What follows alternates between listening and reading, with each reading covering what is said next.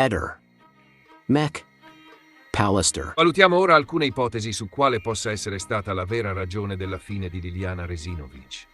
Risulta difficile credere a un suicidio non per la strategia dissimulatrice messa in atto dalla stessa donna, poiché sappiamo che le azioni che precedono questo tipo di gesto sono piuttosto irrazionali e quindi anche decisamente imprevedibili. Ci sono alcuni punti realmente incompatibili con un piano suicidario. Ad esempio, 1. Se Liliana quella mattina avesse davvero voluto togliersi la vita, avrebbe potuto farlo in casa, avvelenandosi, come aveva precedentemente detto a Silvia durante una loro conversazione. 2.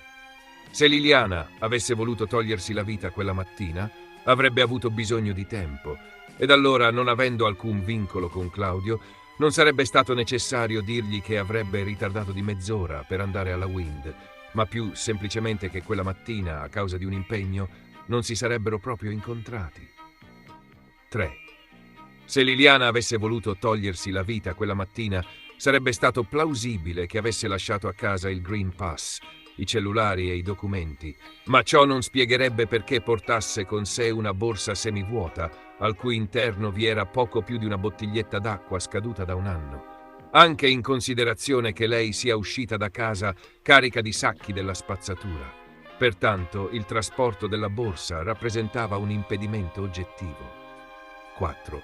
Se Liliana avesse voluto togliersi la vita quella mattina, molto probabilmente avrebbe lasciato un biglietto per i suoi familiari, soprattutto in considerazione dell'affetto che nutriva per la nipote Veronica, conscia del fatto che senza di lei la nipote avrebbe potuto avere grosse difficoltà economiche per completare l'università.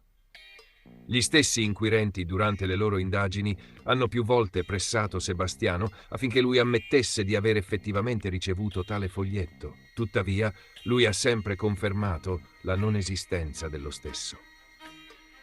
Costantinides ha ritenuto di datare la morte a poche ore dal rinvenimento del corpo e quindi indicativamente al 3-4 gennaio 2022. In tal caso è inverosimile ritenere che una donna esca di casa il 14 dicembre in preda a un forte stato depressivo, decidendo però di togliersi la vita solo 21 giorni dopo. Oltretutto, in tale ipotesi, non avendo soldi, non avrebbe potuto provvedere al proprio sostentamento autonomamente. Avrebbe dovuto quindi essere sostenuta da un'altra persona, che di conseguenza acquisirebbe un ruolo nel decesso, a prescindere dalla modalità con la quale esso sia avvenuto. Non abbiamo elementi concreti per ipotizzare responsabilità di amici e parenti. Il fratello Sergio e la nipote Veronica da Liliana ricevevano dei soldi, quindi dalla sua morte hanno avuto solo un ulteriore danno.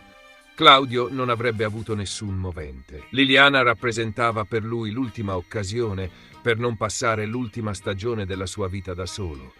Il loro legame era forte, poiché non si erano mai persi di vista. Considerando che Liliana quella mattina esce senza Green Pass, è improbabile che possa aver preso un autobus per raggiungere il centro di Trieste. Noi sappiamo che Claudio, la mattina del 14, nella fascia oraria in cui Liliana scompare, si trova distante da lei. Il GPS della sua auto e il suo cellulare lo collocano presso la sua abitazione. Se anche avesse deciso di uscire a piedi e di andare incontro a Liliana privo di un mezzo, molto difficilmente avrebbe potuto prendere la donna, fatta eccezione nel caso in cui i due si fossero dati un appuntamento direttamente all'ex OPP. Questa ipotesi resta plausibile solo in caso di decesso intercorso nello stesso giorno della scomparsa e potrebbe essere scaturita esclusivamente in modo accidentale, nel caso in cui Liliana in quei minuti avesse comunicato di aver nuovamente cambiato idea e di non voler più iniziare, il 19 dicembre 2022, quella nuova vita che si erano promessi. In merito al rapporto tra Sebastiano e Liliana, emerge un quadro che delinea una relazione profondamente deteriorata, anche se ciò non implica automaticamente un omicidio. La posizione di Sebastiano Visintin è sempre stata considerata ambigua. Liliana, a suo dire, la mattina in cui scompare fa la lavatrice. A causa di ciò non si comprende per quale ragione Sebastiano, poche ore dopo la scomparsa della moglie, abbia il pensiero di fare nuovamente la lavatrice chiedendo aiuto a Silvia Radin e utilizzando una quantità spropositata di candeggina. Abbiamo già parlato della sospetta volontà di cremare il cadavere della moglie, ma gli elementi dubbi non finiscono certamente qui. Infatti, Sebastiano, invece di cercare la moglie scomparsa, ha il pensiero di lavare l'auto smontando addirittura i sedili della macchina con la scusa di dover trasportare della roba.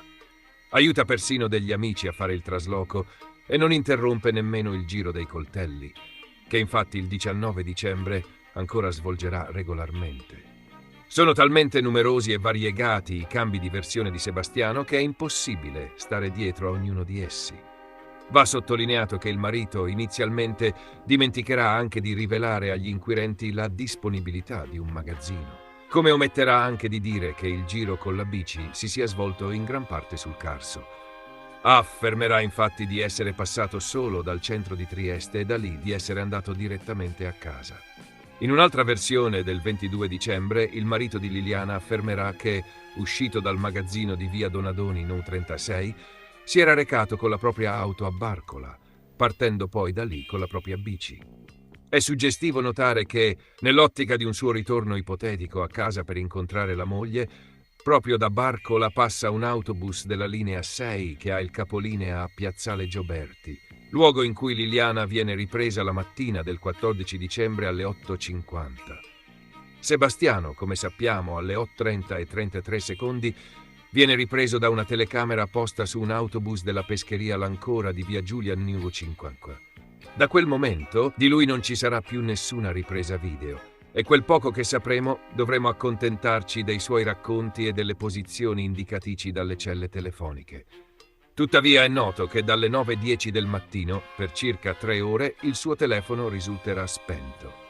È evidente quindi che Sebastiano non ha alcun alibi per le ore successive alla scomparsa, ed inoltre aveva ben 2 ragioni per voler male alla moglie. La prima ragione, nonché anche prima causa di omicidi, è quella economica. Senza la moglie si sarebbe ritrovato a vivere con la sua misera pensione, mentre con Liliana morta ha potuto accedere alla pensione di reversibilità della stessa. La seconda ragione per la quale avrebbe potuto uccidere la moglie è quella sentimentale, che è anche la seconda causa di omicidi di questo genere. Va considerato che un personaggio istrionico e narcisista come lui non avrebbe potuto accettare, anche da un punto di vista psicologico, che la moglie potesse preferirgli Claudio. Ci siamo interrogati sul perché la Resinovic sia uscita con una borsa vuota, ma non va esclusa l'ipotesi che quella borsa in verità non fosse vuota e che qualcuno avesse riportato semplicemente il suo contenuto a casa. In quest'ottica va ricordato che Salvo e Gabriella, il 14, non noteranno la presenza della borsa con le mappe nell'armadio. Borsa che però apparirà come per magia in una foto scattata alcune ore dopo da Sergio. Quando Liliana viene ritrovata, ha con sé delle chiavi di riserva. Il suo mazzo non sarà mai più trovato. Potrebbe davvero essere stato usato da un estraneo per riportare i suoi effetti personali a casa? Questa sarebbe un'operazione non solo immotivata, ma soprattutto troppo rischiosa. Pertanto, l'unico che davvero avrebbe avuto la possibilità di effettuare questa forma di staging pare essere solo il marito di Liliana. E ipoteticamente avrebbe potuto fare sparire il secondo mazzo di chiavi proprio per tenere aperta l'ipotesi di accesso senza scasso da parte di un estraneo. Nel caso in cui Sebastiano avesse voluto farci credere a un suicidio, riportare determinati oggetti a casa era di fondamentale importanza. La riluttanza mostrata da Sebastiano nei confronti di Gabriella e Salvo all'idea di fare un'immediata denuncia di scomparsa, sommata all'intenzione di allontanarsi per qualche giorno da Trieste, come rivelato al proprietario della pescheria al Riccio di Mare, può denotare l'intenzione di prendere tempo. Per quanto non si discosti da una sorta di prassi che le forze dell'ordine mettono in atto nel momento in cui viene loro comunicata una scomparsa, anche il tipo di denuncia che Sebastiano presenterà, allontanamento volontario, farà perdere alle indagini elementi preziosi, tra i quali varie telecamere di sorveglianza, che generalmente dopo circa 48 ore si sovrascrivono. C'è tuttavia da specificare che gli inquirenti ritardano la loro azione anche a causa di una riorganizzazione logistica dei loro locali. Le stesse testimonianze delle pescherie sono poco convincenti nell'ottica della conferma dell'alibi di Sebastiano. Sebastiano, dietro un'apparente fragilità e confusione, nasconde una personalità molto forte e un'ampia conoscenza di come sopravvivere in strada. a volte per garantirsi il silenzio da parte di chi potrebbe rivelare elementi scomodi, attua strategie subdole. Temendo le dichiarazioni della fruttivendola Iva, lasciò la sua moto posteggiata davanti al suo negozio per giorni, come a dire: attenta a non parlare, perché qui devo tornare. Stessa tattica utilizzò con l'albergatrice Jasmine, alla quale aveva confidato che Liliana sarebbe morta in seguito a un incidente. Anche in questo caso, di tanto in tanto, Vintin posteggiava il suo mezzo sotto la sua struttura, come a ricordarle che sarebbe tornato. In una precedente occasione, Sebastiano, con il pretesto di essere rimasto in panne con l'auto, cercò di attirarla in un posto isolato. Jasmine non si fidò e mandò l'amico Eros, alla cui vista Sebastiano accese l'auto, che quindi non aveva alcun problema, e andò proprio dall'albergatrice a rinfacciarle il mancato soccorso. Alla stessa donna disse: «Voi non sapete chi sono io. Con me dovete temere per voi e per le vostre famiglie». Ci fu anche un'occasione in cui Sebastiano tentò di attirare Jasmine in una stanza vuota della sua struttura con la scusa di farle vedere che lì non funzionassero né lampada né TV. Anche in questo caso Jasmine non si fidò e andò a prendere la lampada, mentre Sebastiano veniva distratto dalla figlia della stessa. Anche in questo caso la lampada risultava funzionare perfettamente, facendo nascere dubbi su quali fossero le reali intenzioni dell'uomo. C'è un ulteriore episodio analogo che accade però a Milano, dopo che la giornalista Valentina Trifiletti l'aveva messo in difficoltà con alcune domande relative al coordino. Lui, con la scusa di farle vedere che si trovava su una ciclabile da lei suggeritagli, le mandò delle foto del suo portone di casa, come a dire: «So dove abiti». Un amico toscano mi raccontò che, durante una foto tra amici, Visintin scagliò violentemente a terra il suo telefono, solo perché uno di loro non aveva rispettato la posa indicatagli. Non si capisce come mai decine di testimoni indichino anomalie nelle azioni e nei racconti di Sebastiano, e normalmente situazioni del genere hanno una chiave di lettura univoca da parte di chi indaga. Tuttavia sembra che a Trieste le cose non funzionino così e le affermazioni avverse vengono superate dallo stesso marito di Liliana con un «queste sono cose che dicono loro». Come potrebbe essere andata realmente?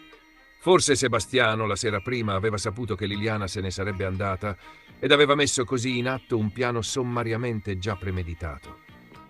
Facciamo un'ipotesi. Anticipa al 13 dicembre sera il passaggio alla Galleria Rossoni, liberandosi da ogni impegno susseguente alle ore 9 del 14 dicembre. Dice a Liliana che è libera di andarsene da casa ma non di portarsi con sé i cellulari, in quanto di proprietà di Sebastiano. Liliana, conscia di ciò, la mattina del 14 avvisa che dovrà passare dalla Wind, senza dirgli che andrà lì per comprare un nuovo telefono. Sarà proprio nei pressi di via Cesare Battisti che Sebastiano potrebbe averla incontrata e fatta salire in auto. Le celle telefoniche confermano questa possibilità, collocando il cellulare di Sebastiano proprio in quella zona in quei minuti. Ora, il piano di Sebastiano avrebbe potuto prevedere l'allontanamento pomeridiano da Trieste, come lui stesso aveva anticipato a Livio Poldrugovac, e infine, forse in un monte della vicina Slovenia, avrebbe segnalato che Liliana era scomparsa. Purtroppo per lui un imprevisto potrebbe aver fatto saltare questo arguto piano. Claudio, avvisando Salvo Nasti, ha fatto sì che il vicino, insieme alla moglie Gabriella, scendessero subito a casa di Sebastiano, facendo emergere l'assenza di Liliana e costringendo poi Sebastiano a improvvisare maldestramente. Lasciava così il corpo di Lilli all'interno dell'ex OPP, dove proprio gli errori del medico legale Constantinides trasformavano un piano pencolante in un inestricabile mistero. L'ironia della sorte vorrà che Liliana venga abbandonata in via Edoardo Weiss, storico psichiatra triestino, nelle stesse ore in cui Sebastiano è morto incredibilmente proprio in un 14 dicembre del 1970. Una cosa è certa, in quella città ancora oggi tutti parlano della sorte di Liliana Resinovic, e mentre noi stiamo facendo di tutto per cercare di darle giustizia, una domanda inquietante aleggia sulla città. Conosceremo mai la vera verità su Liliana Resinovic? Il delitto perfetto esiste solo nella mente di chi non ha mai incontrato un buon detective. Uno dei nodi centrali dell'inchiesta sulla morte di Liliana Resinovic, la 63enne triestina scomparsa il 14 dicembre 2021 e ritrovata cadavere 3 settimane più tardi, il 5 gennaio 2022, nel parco dell'ex ospedale psichiatrico di San Giovanni a Trieste, è rappresentato dagli accertamenti tecnici disposti in vista dell'incidente probatorio. Tra gli oggetti finiti sotto la lente degli investigatori ci sono due elementi apparentemente minori, ma potenzialmente cruciali per ricostruire le ultime ore di vita della donna e le modalità con cui è avvenuto il decesso. Il cordino rinvenuto attorno al suo collo e quello utilizzato per tenere unite le chiavi trovate all'interno della sua borsa. Entrambi saranno sottoposti ad analisi genetiche e comparazioni di tipo merceologico, alla ricerca di eventuali profili di DNA, fibre e tracce compatibili con altri oggetti sequestrati nel corso dell'inchiesta. Particolare attenzione sarà dedicata, su richiesta della procura, al confronto tra il cordino trovato sul corpo e i gomitoli di spago sequestrati nell'abitazione del marito di Liliana, Sebastiano Visintin, indagato per omicidio volontario 4 anni dopo i fatti. Secondo l'ipotesi accusatoria, infatti, i fili potrebbero appartenere allo stesso tipo di materiale e un esame accurato sulle modalità di taglio delle estremità, già visibili su altri oggetti repertati, potrebbe contribuire a stabilirne una provenienza comune. Uno di questi oggetti è un braccialetto di colore celeste e nero, con motivi ornamentali greci, trovato solo di recente nell'abitazione del fratello di Liliana e già acquisito agli atti. Anche questo verrà sottoposto ad analisi genetica, insieme ad altri reperti personali della donna, tra cui la mascherina, gli abiti indossati il giorno della scomparsa, la borsa e gli occhiali. Un ulteriore tassello nell'indagine riguarda la suola delle scarpe indossate da Liliana al momento della scomparsa. Si tratta di un elemento chiave per stabilire gli spostamenti della donna nelle ore immediatamente precedenti alla sua morte. Le analisi finora effettuate hanno rilevato la presenza di terriccio compatibile con l'area boschiva in cui è stato ritrovato il corpo, ma anche di tracce di gesso. Un dettaglio che apre scenari alternativi sulla possibile località della morte e sulla movimentazione successiva del cadavere.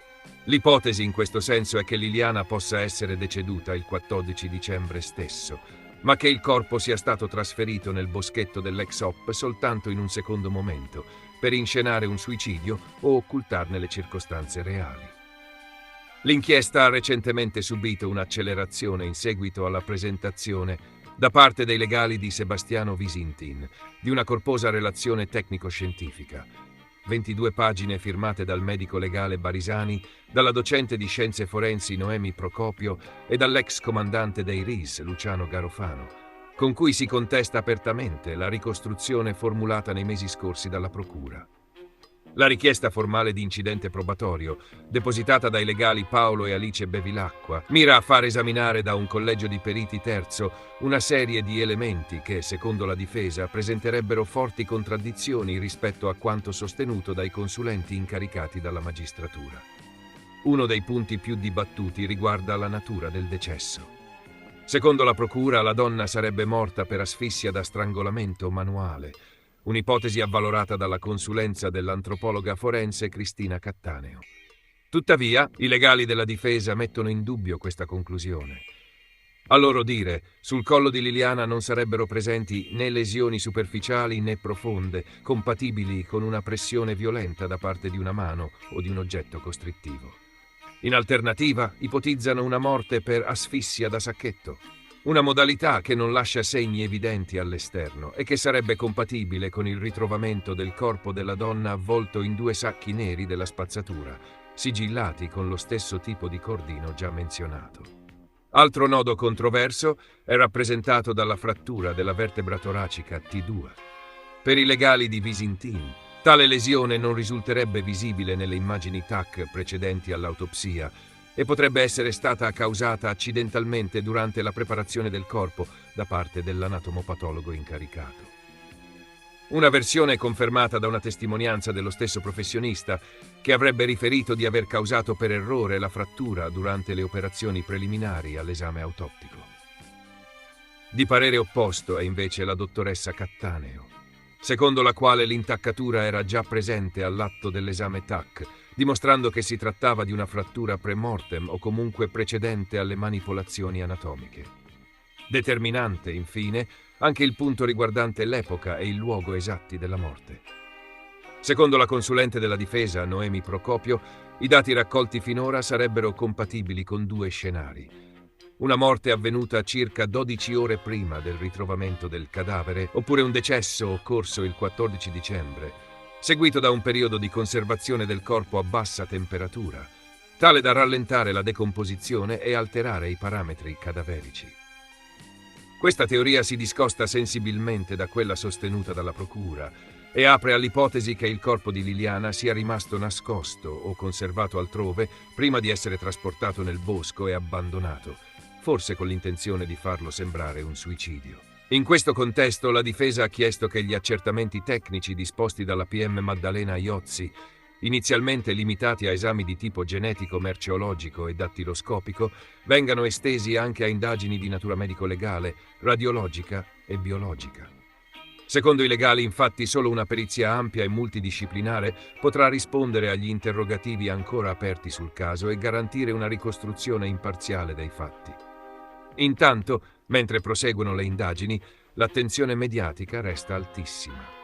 Il caso Resinovic continua a sollevare dubbi e perplessità tra l'opinione pubblica, divisa tra chi sostiene la tesi del suicidio e chi invece ritiene sempre più plausibile quella dell'omicidio, perpetrato in un contesto ancora tutto da chiarire. L'unica certezza a oggi è che sarà la scienza, attraverso il lavoro minuzioso dei periti, a dover fare luce su una delle vicende più oscure degli ultimi anni. Ehi, non dimenticare di iscriverti a questo canale.